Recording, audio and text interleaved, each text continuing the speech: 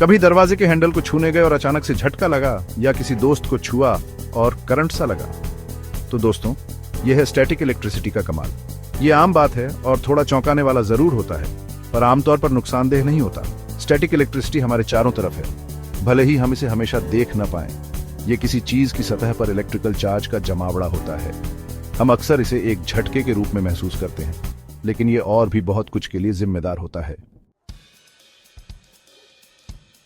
हमारे आसपास की हर चीज, हमारे शरीर से लेकर हम जो हवा सांस लेते हैं, वो सब छोटे छोटे कणों से बनी होती है, जिन्हें एटम्स कहते हैं। इन एटम्स में और भी छोटे कण होते हैं, जिन्हें इलेक्ट्रॉन्स कहते हैं, जो इनके चारों ओर घूमते रहते हैं। अब इलेक्ट्रॉन्स थोड़े नखरेबाज होते हैं। इन्हें एक एटम से दूसरे एटम में कूदना बहुत पसंद होता है, खासकर जब अलग अलग चीजें एक दूसरे के संपर्क में आती हैं। जब कुछ चीजें आपस में रगड़ती हैं, जैसे आपके जूते कारपेट पर या गुब्बारा आपके बालों पर, तो इलेक्ट्रॉन्स ट्रांसफर हो सकते हैं।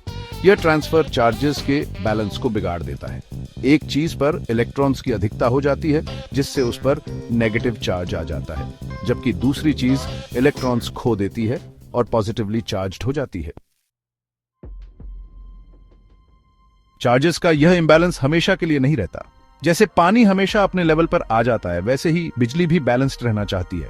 नेगेटिवली चार्ज्ड सरफेस पर ज्यादा इलेक्ट्रॉन्स बस किसी रास्ते की तलाश में होते हैं ताकि न्यूट्रल हो सकें।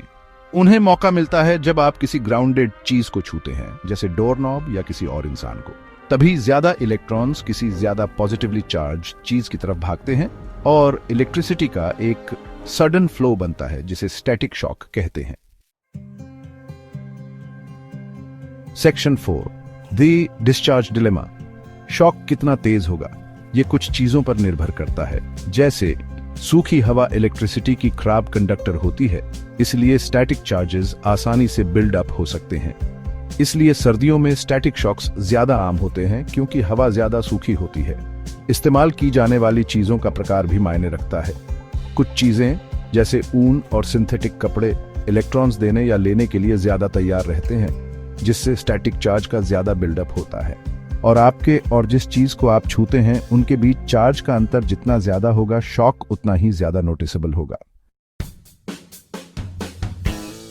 Section 5, avoiding the zap. तो आप इन चौंकाने वाले झटकों से कैसे बच सकते हैं? एक तरीका है अपने घर में नमी बढ़ाना। आप ह्यूमिडिफायर इस्तेमाल कर सकते हैं या बस घर के चारों ओर पानी के कटोरे रख सकते हैं। एक और तरीका है घर के अंदर रबर सोल्स वाले जूते न पहनना, क्योंकि रबर स्टैटिक पैदा करता है। और अगर आप किसी मेटल की चीज को छूने वाले हैं, तो पहले किसी लकड़ी की चीज को छूने की कोशिश करें। लकड़ी इलेक्ट्रिसिटी की खराब कंडक्टर होती है, तो ये आपके शरीर पर जमा स्टैटिक को सेफली डिस्चार्ज करने में मदद कर सकती है। याद रखें, स्टैटिक इलेक्ट्रिसिटी एक प्राकृतिक घटना है, और वे छोटे छोटे झटके हमारे चारों ओर काम करने वाली अनसीन फोर्सेस की एक हार्मलेस याद दिलाते हैं।